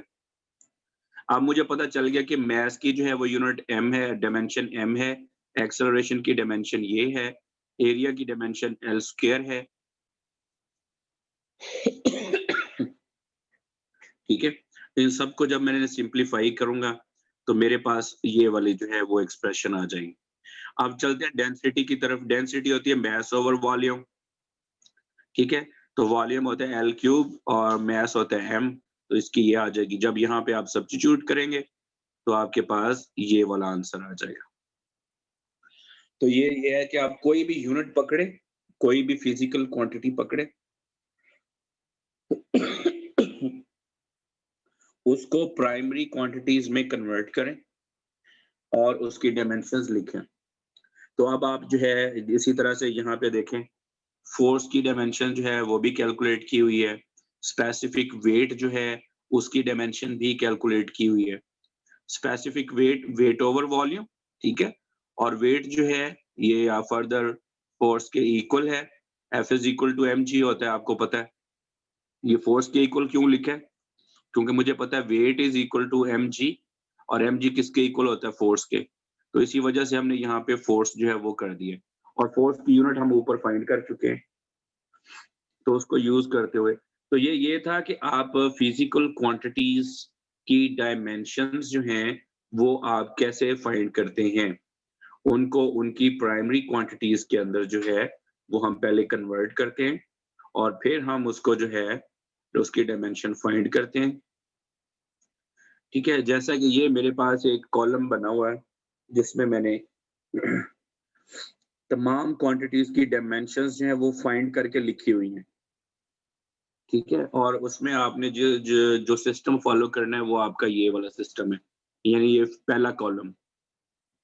ठीक है, MLT सिस्टम, ये SI यूनिट्स को डील करता है। डायमेंशंस, ये सब की डायमेंशंस जो है ये यहाँ पे मेंशन है। ठीक है, यहाँ पे देखें, हीट ट्रांसफर की डायमेंशन यहाँ पे मेंशन है, इंटरनल एनर्जी की, इंट्रोपी की, टॉर्क, पावर, ठीक है, work, momentum, density, force, weight, dynamic viscosity, ठीक है, डिस्चार्ज, ग्रेविटी, एक्सेलरेशन। तो ये सारी डायमेंशंस जो है ये आपके लिए काफी यूजफुल होंगी जब आप डायमेंशनल एनालिसिस जो है उसको अप्लाई करेंगे। तो डायमेंशनल एनालिसिस जो है इसमें आपको डायमेंशंस आना बहुत जरूरी है, क्योंकि जब आप नंबर ऑफ पैरामीटर्स जो है वो रिड्यूस करेंगे तो वो जो नंबर आपके पास आएगा उसका डायमेंशन लेस होना बहुत जरूरी है। अगर वो डायमेंशन लेस नहीं है तो डेफिनेटली आपने कहीं पे मिस्टेक की है। ठीक है, उस चीज का आप लोगों ने ख्याल जो है वो रखना है कि जो भी आपके पास वो नंबर ऑफ पैरामीटर आएगा, ठीक है, वो डायमेंशन फ्री होना चाहिए। ये बड़ा इंपॉर्टेंट टॉपिक है। ठीक है, यहाँ पे देखें हमारा अगली जो हम बात कर रहे थे वो है डायमेंशनल होमोजीनिटी, कि कैसे हम उसकी डायमेंशंस जो है उसकी होमोजीनिटी चेक कर सकते हैं कि वो डायमेंशनली होमोजीनियस है या फिर नहीं। तो पहले इसकी डेफिनेशन कर लेते हैं। A physical equation is the relationship between two or more physical quantities. Any correct equation expressing a physical relationship between quantities must be dimensionally homogeneous according to Fourier's principle of dimensional homogeneity.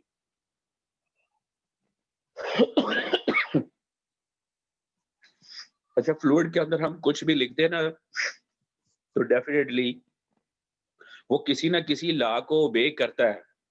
तो अब ये जो dimensional homogeneity है, ये satisfy करना जरूरी है according to Fourier's principle of dimensional homogeneity and numerical equivalent derived dimensional homogeneity states that, यानी डायमेंशनल होमोजेनिटी जो है उसका मतलब क्या है?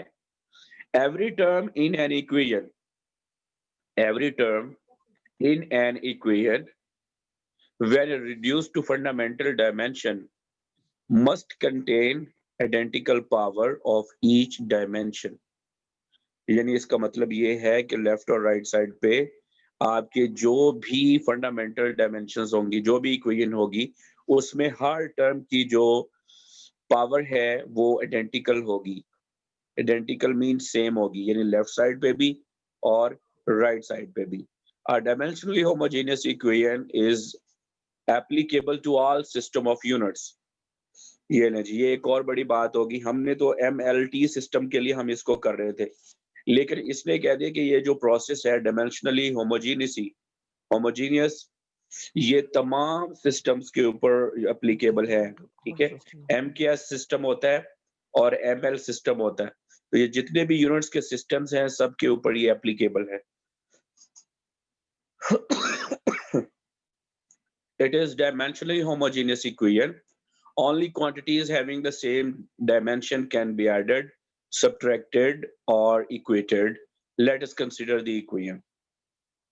अच्छा, अभी जो इसने बात की है, कहता है कि हम ऐड और सब्ट्रैक्ट कर सकते हैं, दोनों तरफ इक्वेट कर सकते हैं, लेकिन सिर्फ उनको जिनकी पावर जो है वो सेम होगी या जिनकी डायमेंशन जो है वो सेम होंगी, तब हम सेम डायमेंशन उसमें ऐड कर सकते हैं, उसमें से सब्ट्रैक्ट कर सकते हैं और उसको लेफ्ट और राइट साइड पे इक्वेट कर सकते हैं। तो यहाँ पे लिखा हुआ rho is P is equal to WH, P is equal to WH। तो हमने लेफ्ट साइड की डायमेंशन जो P है उसकी डायमेंशन फाइंड की, ठीक है, ये आ गया। राइट साइड की डायमेंशन फाइंड की, तो ये आ गया, ये जो है। तो हमने देखा कि लेफ्ट और राइट साइड की डायमेंशन जो है वो इक्वल है, ये यहाँ पे देखें। थर्ड पार्ट, तो जब लेफ्ट और राइट साइड की डायमेंशन जो है वो इक्वल हो, तो फिर हम उस इक्वेशन को कहेंगे कि वो डायमेंशनली होमोजीनियस है। So it can be used in any system of units. अगर कोई इक्वेशन डायमेंशनली होमोजीनियस ना हो तो हम उनको यूज नहीं कर सकते, इसलिए आपको इक्वेशन को पहले डायमेंशनली होमोजीनियस बनाना जरूरी है। ठीक है, next, application of dimensional homogeneity. ठीक है, ये आगे इसकी कुछ एप्लीकेशंस है। It facilitates to determine dimension of physical quantities. It helps to check whether an equation of any physical phenomena is dimensionally homogeneous or not. It facilitates conversion of units from one system to another. It provides a step forward dimension analysis which is fruitfully employed to plan experiments and to present results meaningfully.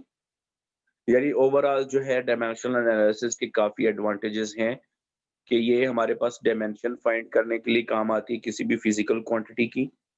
Number 2, ये हमारे पास homogeneity check करने के काम आता है। Number 3, हम एक system के यूनिट से दूसरे सिस्टम के यूनिट्स में ट्रांसफर हो सकते हैं और ये हम इनको जो है काफी फ्रूटफुली जो है हम इक्वेशन के अंदर जो है वो अप्लाई कर सकते हैं। तो 7.2 जो है एग्जांपल है, इसमें भी उसने उसके डायमेंशनल होमोजेनिटी जो है वो चेक करने की कोशिश की है। अब नेक्स्ट हमारे पास ये है कि इस प्रोसेस के लिए या इस पर्पस के लिए हमारे पास कौन कौन से मेथड्स हैं। ठीक है जी, हम कौन कौन से मेथड्स जो हैं वो यूज कर सकते हैं डायमेंशनल एनालिसिस के लिए। तो उसमें ना बहुत सारे मेथड्स हैं, कोई 5-6 मेथड्स हैं। 2 तो ये बिल्कुल आपके सामने लिखे हुए रेले मेथड्स और बकिंगहैम पाई मेथड, ये 2 मेथड्स हैं। ठीक है, यानी वैसे ओवरऑल जो है मेथड ऑफ डायमेंशनल एनालिसिस, ठीक है, तकरीबन 5-6 मेथड्स हैं जिनको हम इस पर्पस के लिए यूज करते हैं, लेकिन जो सबसे ज्यादा और कॉमनली यूज हैं वो रेले मेथड और बकिंगहैम पाई थ्योरम है, जिनको मैंने यहाँ पे टिक किया है। ये वाले ज्यादा इंपॉर्टेंट है। अगले मेथड कौन से हैं वो भी मैं आपको दिखाता हूँ।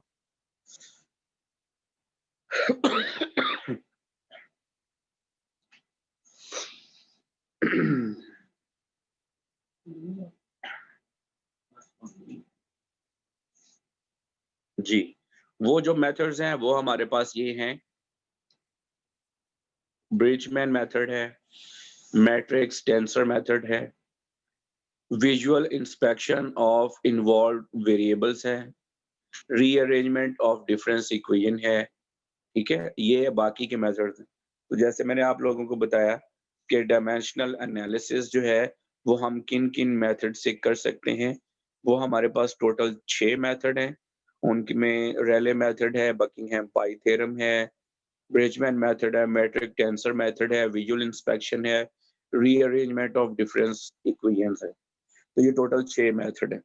जिन मेथड्स को हम यूज करेंगे या ओवरऑल जो 2 मेथड्स बड़े इंपॉर्टेंट हैं और कॉमनली यूज हैं, उनमें है रेले मेथड और बकिंगहैम पाई थ्योरम।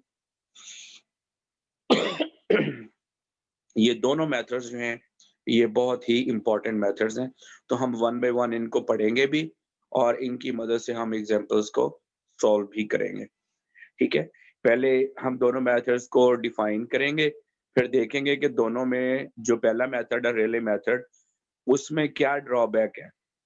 आपको पता होना चाहिए कि साइंस के अंदर ये होता है कि अगर एक मेथड आ गया है, ठीक है, लोग उसे यूज कर रहे हैं, तो जब आप किसी प्रॉब्लम के लिए, तो फिर उसमें क्या होता है कि किसी एक या दो या बहुत सारी प्रॉब्लम्स के लिए वो सूटेबल नहीं होता, तो उसके लिए फिर हमें एक नया मेथड बनाना पड़ता है। तो फिर हम लिखते हैं कि जो फर्स्ट मेथड था उसके अंदर ये वाले ड्रॉबैक्स थे, जिसकी वजह से हम इसको यहाँ अप्लाई नहीं कर सके, और ये जो नया मेथड है ये इन सारी कंडीशन को फुलफिल करता है, लिहाजा हम इसको अप्लाई कर सकते हैं। ठीक है, तो साइंस का एक नेचुरल ट्रेंड होता है यानी अगर आप कोई फार्मूला या कोई डेफिनेशन लेके आएंगे तो वो कहीं ना कहीं सेटिस्फाई नहीं होगी। जैसे आपको याद होगा, आप केमिस्ट्री में पढ़ते थे कि वो डाल्टन के कुछ मफरूजे थे, कुछ नजरियात थे, तो बाद में जब रदरफोर्ड आया तो उसने कहा कि इसमें तो काफी सारी ड्रॉबैक्स हैं, इसमें ये वाला ड्रॉबैक भी है, ये वाला ड्रॉबैक भी है, तो उसमें हम उसके एडवांटेजेस, उसकी जो डिसएडवांटेजेस थे वो भी लिखते थे। ठीक है, तो इसी तरह से ये सीक्वेंस जो है वो चलती है। तो इसमें भी हमारे पास दो, पहले रेले मेथड है।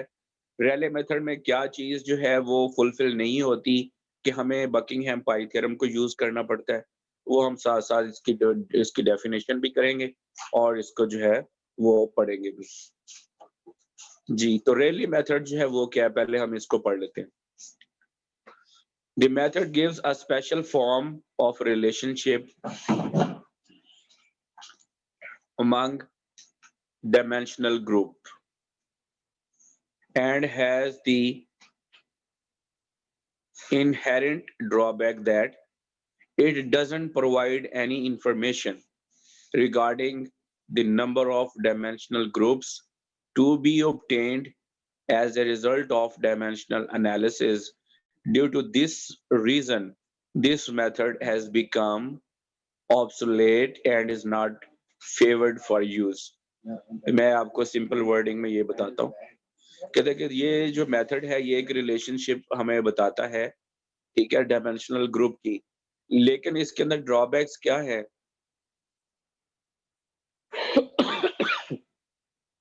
कि ये हमें नंबर ऑफ डायमेंशनल ग्रुप्स जो हैं उनके बारे में कुछ नहीं बताता। ठीक है, जैसा कि डायमेंशनल ग्रुप का तो हमें इससे पता चल जाता है कि डायमेंशनल ग्रुप हमारे पास आ जाते हैं, लेकिन कितने डायमेंशनल ग्रुप इससे आएंगे उसके बारे में हमें ये कोई इंफॉर्मेशन जो है वो नहीं देता। तो ये इसमें ड्रॉबैक था, इसलिए ये इतना फेवरेबल नहीं है कि हम इसको यूज कर सके। नेक्स्ट चलते हैं इसके आगे डिटेल की तरफ। is used for determining the expression for variable which depends upon the maximum 3 or 4 variables only. In case the number of independent variables becomes more than 4, then it is very difficult to find the expression for the dependent variable. In this method, a functional relationship of some variables is expressed in the form of exponent equation, which must be dimensional homogeneous.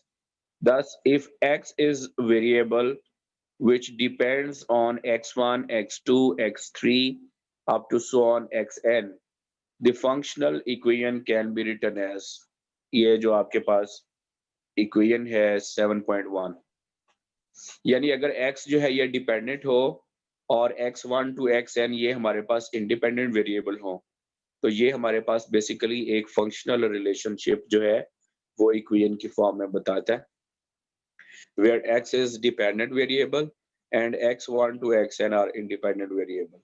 A dependent variable is the one about which information is required, यानी जो variable depend करता है हमें उसकी information required होती है, while independent variables are those which govern the variation of dependent variable, जो हमें उसकी वेरिएशन के बारे में बताती है. अब वो कहता है इक्वेशन नंबर जो 7.1 है उसको हम 7.2 की फॉर्म में लिख सकते हैं. x is equal to c x1a, हमने यहाँ पे ऊपर बात की है, यहाँ पे देखिएगा कि हम इसको इसकी एक्सपोनेंशियल फॉर्म में लिख सकते हैं, ठीक है. यहाँ पे मैंने exponent equation in the form of exponential equation, तो अब मैंने क्या किया है कि f को रिप्लेस कर दिया c के साथ यहाँ पे, और यहाँ पे जो x1, x2, x3 थे उनकी मैंने पावर्स लिख दी, x1 power a, x2 power b, x3 power c, up to so on xn power xn. अब इसमें c क्या है 7.2 के अंदर, c है, c is a constant, a, b, c are the arbitrary powers. The value of a, b, c up to n are obtained by computing the powers of fundamental dimensions on both sides.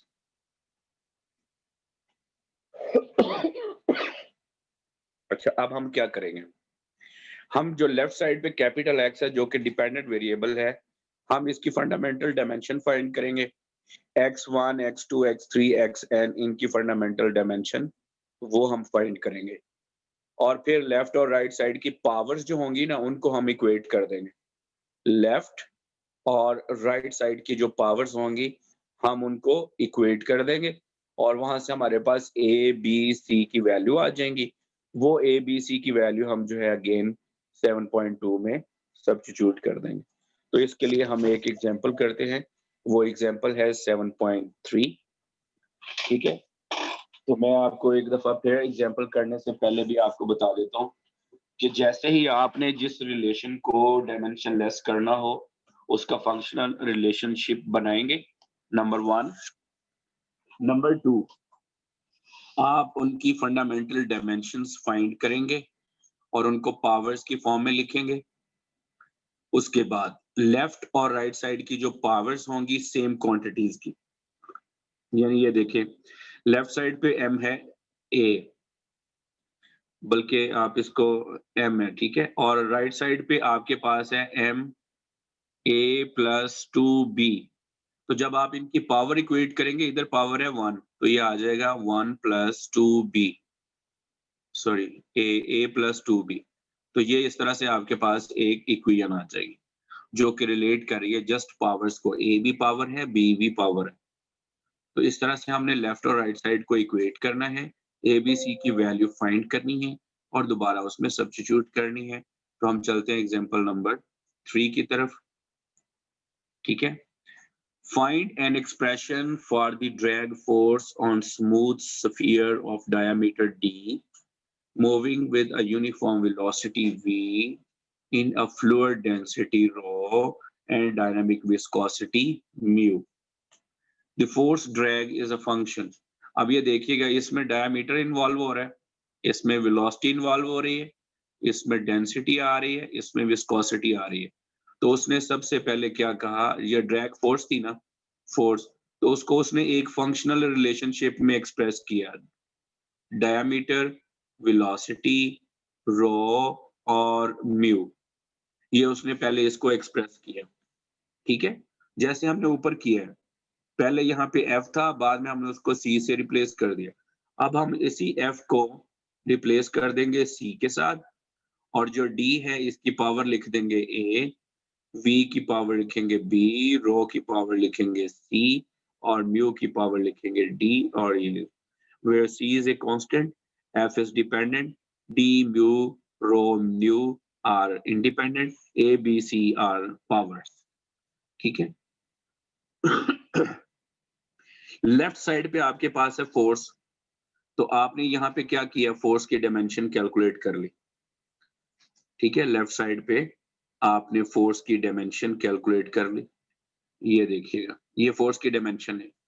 Right side पे आपने जो diameter लिखा था, आपने उसकी dimension calculate कर ली, ठीक है? फिर आपने वेलोसिटी की डायमेंशन कैलकुलेट कर ली, फिर आपने डेंसिटी की डायमेंशन कैलकुलेट कर ली, और विस्कोसिटी की डायमेंशन, तो उनकी पावर में D आ रहा है।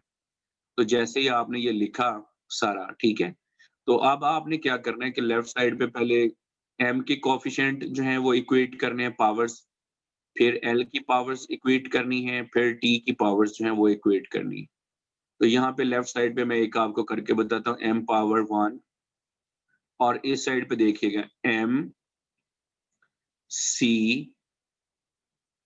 और D, ये लीजिए, ये आ गया। यानी यहाँ पे एक M यहाँ पे आ रहा है और एक M यहाँ पे आ रहा है, उसकी पावर है D। एक्सक्यूज मी तो अब सर, आप पेन का जब कलर चेंज कर लें। अच्छा, सर वो दिख नहीं रहा, ग्रे सा है। रेड है बेटा वैसे तो, चले मैं नहीं सर इसको ठीक चेंज, है, रेड रेड है, ठीक है।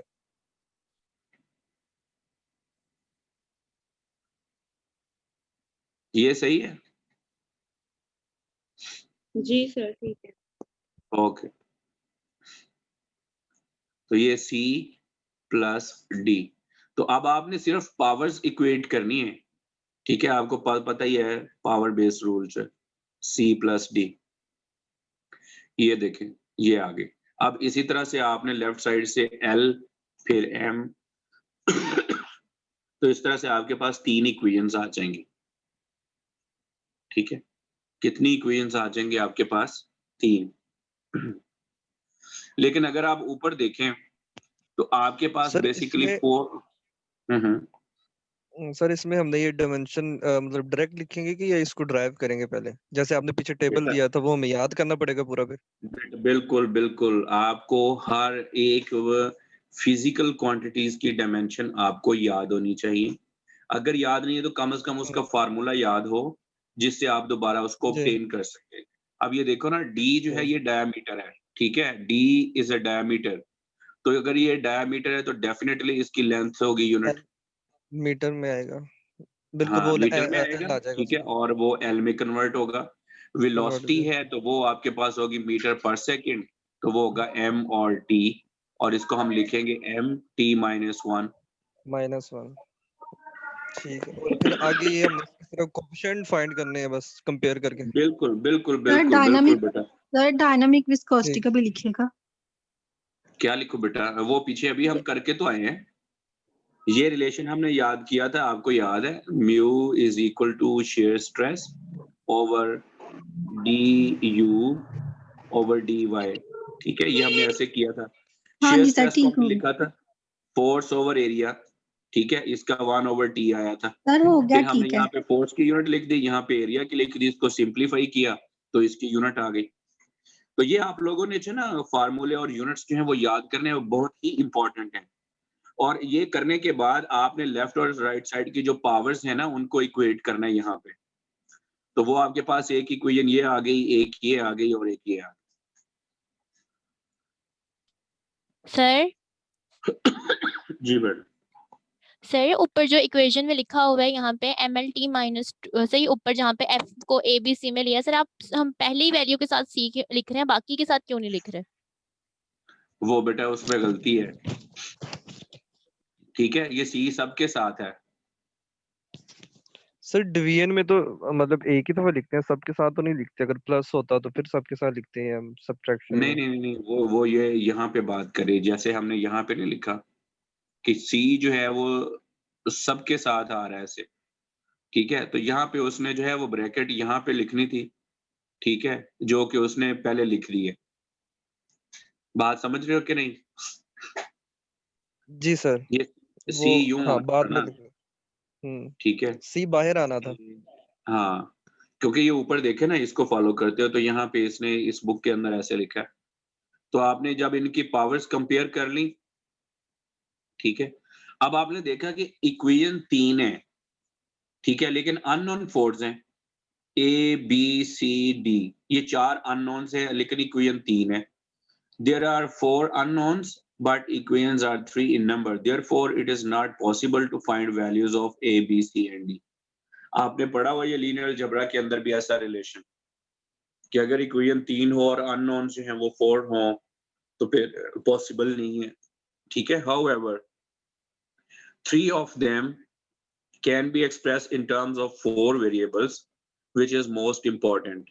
यानी इनमें से हम क्या करेंगे कि एक दूसरे की फॉर्म में हम इसकी वैल्यू जो वो फाइंड कर लेंगे। कि यानी ये जो हमारे पास ये इक्वेशन है, इससे हम सी की वैल्यू फाइंड कर लें तो डी जो है वो दूसरी तरफ जाके जो वो माइनस हो जाएगा। फिर इसमें से हम बी की वैल्यू फाइंड कर लें और फिर डी की वैल्यू में उसको एक्सप्रेस कर लें। यानी ये 4 इक्वेशन हैं, इनको हम एक दूसरे की फॉर्म में एक्सप्रेस कर ले तो ये हमारे पास 3 इक्वेशंस की फॉर्म जो है वो बन जाएगी, ठीक है। अदरवाइज अगर हम इसको देखें तो ये इतना पॉसिबल नहीं है कि भाई 3 इक्वेशंस हों और 4 अननोन्स हों तो और हम उनका सॉल्यूशन जो है वो फाइंड कर रहे हैं। अच्छा, नेक्स्ट है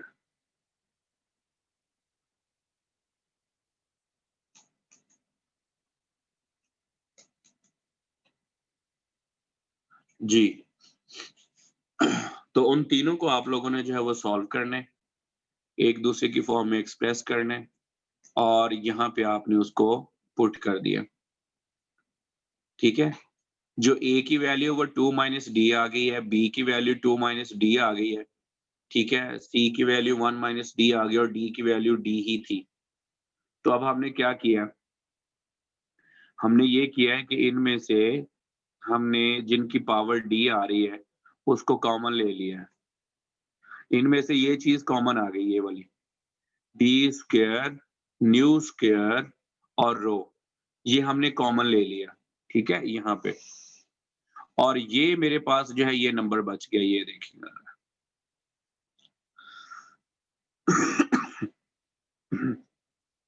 ये जो ब्रैकेट के अंदर लिखा हुआ है ना, mu over rho d, rho nu, rho v d, ठीक है। तो ये आपने इसकी जो है वो पावर जब कंपेयर करेंगे तो डी की वैल्यू जो वो 1 के इक्वल आएगी। तो यहाँ पे हमने आंसर के अंदर डी की वैल्यू जो 1 लिख दिया। अब देखिए जब मैंने इनको यूज किया ना तो मेरे पास ये जो ब्रैकेट के अंदर टर्म है ना, ये देखिएगा जरा, mu over rho v D,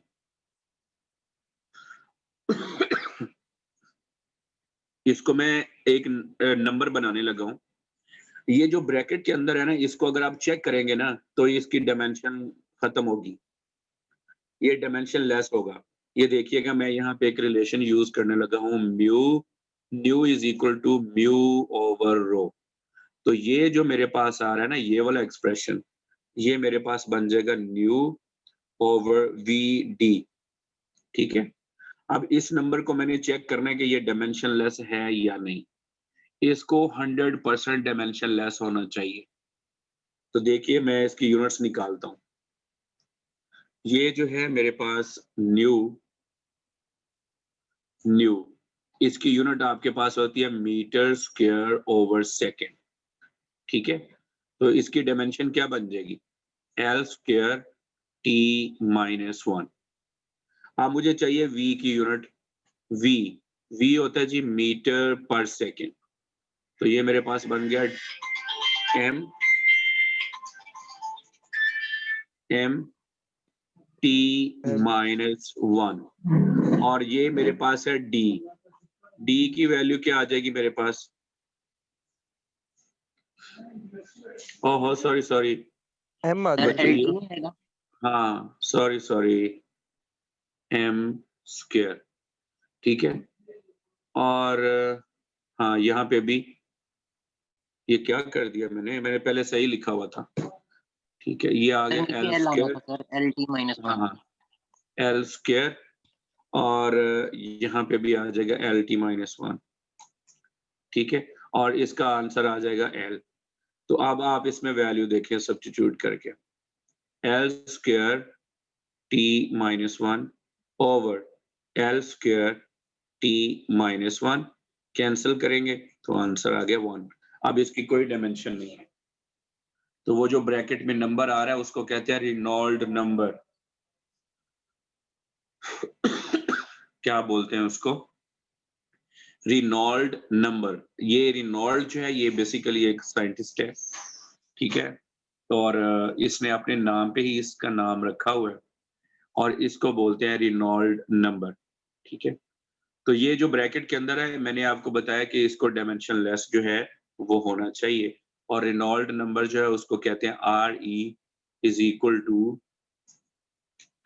we d over nu, ठीक है, ओवर न्यू। तो ये हमारे पास होती है characteristic velocity of the surface, ठीक है, और ये हमारे पास होती है करेक्टरिस्टिक्स डायमीटर और लेंथ ऑफ द सरफेस, और ये हमारे पास होती है kinematic viscosity of the fluid. इन दोनों की अगर आप रेशियो लें तो ये रेशियो जो है ये बेसिकली दो फोर्सेस की होती है, ठीक है, और ये रिनॉल्ड नंबर जो है ये डायमेंशन लेस होता है, ये याद रखिएगा। अब ये रिनॉल्ड नंबर जो है ये बेसिकली किस पर्पस के लिए यूज होता है? हम रिनॉल्ड नंबर को यूज करते हैं to check either the flow is laminar, turbulent or transient or transient। यानी मैं आपको बताता हूं कि इसकी वैल्यू है, अगर इसकी वैल्यू जो है मैं अब मुझे याद नहीं है, मेरे नोट्स के अंदर जो है ना वो मेंशन है कि अगर आर ई की वैल्यू 200 और 400 के दरमियान हो तो फिर ये फ्लो जो है ये लेमिनार होता है, ठीक है। और अगर ये वैल्यू जो है वो ग्रेटर देन 400 हो, ठीक है, इस तरह का क्राइटेरिया है जिसमें मैंने जो है बताया हुआ है कि नहीं सॉरी मुझे अब पता नहीं याद है कि नहीं, मैं आपको बता दूं, अगर ये आर ई की वैल्यू जो है वो लेस देन 200 हो तो ये लेमिनार, अगर 200 और 400 इसके दरमियान हो तो ट्रांजिएंट, और अगर ये 400 से ज्यादा हो तो फिर ये टर्बुलेंट फ्लो। तो मेन चीज ये कि ये रिनॉल्ड नंबर इतना इंपॉर्टेंट है कि इसकी मदद से हम फ्लूइड बिहेवियर को करेक्टराइज कर सकते हैं कि फ्लूइड जो है वो लेमिनार है, फ्लूइड जो है वो टर्बुलेंट है, या फ्लूइड जो है वो ट्रांजिएंट है, ठीक है। तो ये नंबर इसलिए बहुत इंपॉर्टेंट है, ठीक है। अभी हम करते हैं ब्रेक, और ब्रेक के बाद सर दोबारा आएंगे तो जी एक्सक्यूज मी सर ये जो एंड में जो आंसर लिखा है मुझे इसमें कंफ्यूजन हो रही है। यहाँ पे एंड में जो आंसर है यहाँ पे सी नहीं है और 5 लिखा हुआ है, ये क्यों आया है? क्या लिखा हुआ है यहाँ पे बिल्कुल जो आंसर है इसका 5 of mu divided by rho v d, और इसके होल की पावर डी भी नहीं है और 5 आ गया और सी भी गायब, यहाँ से समझ नहीं आई। ये बेटा वही तो बात बताया ना कि मैंने आपको शुरू में बताया था कि बेसिकली ये क्या चीज है, ये फंक्शनल रिलेशनशिप है, ठीक है। ये क्या है हमारे पास, सी तो हमने कहा ना कांस्टेंट है, कोई कांस्टेंट है, जी सर। सी है वो कोई भी कांस्टेंट है। अगर मैं सी यहाँ 1 कर दूं, ये लो हम ठीक है ना, तो यहाँ पे जो 5 लिखा हुआ है ना basically 5 of nu over rho v d, ये बेसिकली एक ग्रुप है, ठीक है। यानी ये हमें इसने ये तो बता दिया कि ये ग्रुप है, लेकिन आगे जब हम बकिंघम पाई थ्योरम करेंगे तो वो मुझे एग्जैक्टली नंबर बता देगा कितने पाई ग्रुप बनने हैं। इसको बोलते हैं पाई ग्रुप, ठीक है, पाई ग्रुप, सही सही सर। ठीक है। सर ये और ये जो जस्ट पावर एक हाँ एक नोटेशन है जिसको हम इस तरह से लिखेंगे पाई ग्रुप। यानी आप दोनों में जरा डिफरेंस देख लीजिएगा कि रेलेट जो मेथड है ये भी डायमेंशनलेस एनालिसिस के लिए यूज करते हैं, लेकिन ये हमें एग्जैक्टली ये नहीं बताता कि कितने पाई ग्रुप बनेंगे। अभी ये देखिए, अभी मैंने बनाया तो मुझे पता है, इसने बताया कि एक पाई ग्रुप बन गया, लेकिन मुझे शुरू से ही कैसे पता चल सकता था कि अगर मैं ये वाला क्वेश्चन इसको कर रहा हूं तो मेरे पास कितने पाई ग्रुप बनेंगे। पाई ग्रुप का मतलब मीन कि डायमेंशनलेस नंबर कितने बनेंगे, ठीक है। अब इस केस में मेरे पास जो डायमेंशनलेस नंबर है वो एक है, और वो ये है जिसको हमने कहा रेनॉल्ड नंबर, ठीक है। लेकिन बकिंगहैम पाई थ्योरम का एडवांटेज क्या है कि वो मुझे शुरू में ही इंफॉर्मेशन दे देता है कि इतने पाई ग्रुप बनेंगे पहले ही, ठीक है। तो जब हम डायमेंशनल एनालिसिस कर रहे होते हैं तो हमें पता होता है कि दो जो हैं वो पाई ग्रुप बनेंगे, तो एंड पे दो डायमेंशनलेस नंबर ही बनते हैं, ठीक है। सर तो वो मतलब अभी आप हम कहना चाहते हैं पहले से ही पता चल जाएगा हमें उसमें। ठीक है, उसमें हमें पहले से पता लग जाएगा, और इसमें ये कि हमें सोल्व करके बाद में पता लगेगा कि सॉल्व ये करने ग्रुप के बना। बाद हमें यही असल में एक छोटा सा ड्रॉबैक था इसमें, ठीक है, कि इसमें हमें पहले नहीं पता चल सकता कि कितने पाई ग्रुप बनेंगे। लेकिन जब हम दूसरा बकिंगहैम पाई थ्योरम पढ़ेंगे तो उसमें हम जो फंक्शनल रिलेशनशिप देंगे तो वहीं पे ही हमें पता चल जाएगा कि कितने पाई ग्रुप बनेंगे, ठीक है। तो फिर उसी हिसाब से आगे जब हम एग्जांपल सॉल्व करेंगे तो हम उसको जो है उसका सॉल्यूशन जो है वो निकाल लेंगे, जी ठीक सर। है। सर आपने मुझे वो नहीं बताया डी का, इसके ऊपर जो होल डी है ये तो होल पता लग गया। हाँ जी, होल की पावर डी। ये जो पावर है, जी सर। ये पावर जो कह रहे हो, जी सर सेकंड पे, हाँ जी। एक मिनट रुको जरा। ये मेरा ख्याल है हमने ना कोफिशिएंट कंपेयर किए, ठीक है। अब वो कहाँ पे किए,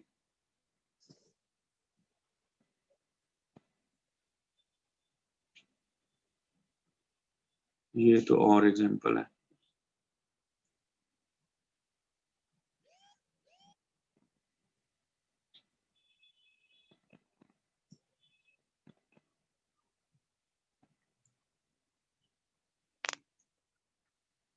ये अभी हम लेफ्ट और राइट साइड के जो कहाँ पे कंपेयर कर रहे थे, सर वो पहले एग्जांपल में कर रहे थे, फर्स्ट एग्जांपल।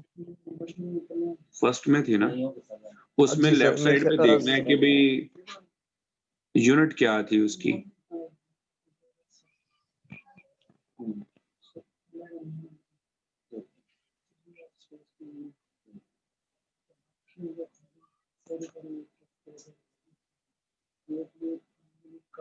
सर 7.1 था शायद 2। मेरा ख्याल है यही है, यही है, ठीक है ना। सर यहाँ पे तो हम पावर्स को कंपेयर कर रहे हैं, और बेटा वहां असल पे में वो ना जो पावर। पावर को ही कंपेयर किया है, ठीक है। जी सर। पावर को कंपेयर करने के बाद हमने सी और डी जो है ये 1 चूज किए हैं, और उनका फंक्शनल रिलेशनशिप जो है वो आपस में बनाया है। आगे भी हम जब जाके क्या करें, क्योंकि हमारे पास बेसिकली 4 अननोन्स थे, ठीक है, और जी उन 4 में से 3 इक्वेशंस थी और 4 अननोन थे। तो हमने कहा कि ये ऐसा पॉसिबल नहीं, इनको हम सॉल्व करें। लेकिन हमने क्या किया कि सारी इक्वेशंस को एक वेरिएबल की फॉर्म में एक्सप्रेस कर लिया, यानी जी सर। डी में सबको हमने कन्वर्ट कर लिया, कोएफिशिएंट हमने कंपेयर कर लिए और उसमें से हमने कुछ कॉमन ले लिया, ठीक है। एंड पे हमने यस सर। डी जो है उसको 1 चूज कर लिया और सी को भी 1 चूज कर लिया, ठीक सही है। सही सर। अच्छा अच्छा, हाँ मतलब आपने डी को 1 चूज किया तो इसलिए वो डी की जगह 1 आ गया होल की पावर। बिल्कुल बिल्कुल, ठीक है सर, क्लियर हो गया सर। ठीक है, ठीक है। तो यस अभी सर। हम करते हैं ब्रेक, और उसके बाद फिर हम दोबारा जो है लिंक जो है ये मैं आपको दोबारा सेंड करूंगा, ठीक है। सर आज आपने फिर ब्रेक रहने उसको दें क्योंकि चार्जिंग मोबाइल की बहुत कम है, फिर मोबाइल डेड हो जाएगा। अब बेटा मैं भी थोड़ा सांस ले लूं सर, आज मुझसे कंटिन्यूअसली सर इतना बोला मोबाइल नहीं जा ऑफ रहा। होने वाला है। मोबाइल बिल्कुल ऑफ होने वाले हैं सर, काइंडली। सर आज इतना ही पढ़ लेते हैं। सर आज इतना ही कर ले क्योंकि बैटरी है ना वो पूरे पाकिस्तान में यस सर, क्रैक हमारी को अभी तक लाइट भी नहीं आई, इतना ही कर लेते हैं। ऐसा है नेक्स्ट कि लाइट जो है वो काफी जगहों पे आ गई है। हम ऐसा करते हैं कि जी ब्रेक सर, ज्यादा लाइट नहीं कर आ रही लेते है। हैं, आधा घंटा ब्रेक करते हैं, उसके बाद दोबारा से ज्वाइन करते हैं, ठीक है? ठीक है सर। ओके हाँ सर। मैं दोबारा लिंक भेजूंगा आपको। सर 45 पे वापस आना है। ये 50 भी पे। नहीं 50 3:30 ही आ जाओ आप बेटा, लो। वापस आ जाना। हैं? आधे घंटे की ब्रेक है अभी से ऑनवर्ड।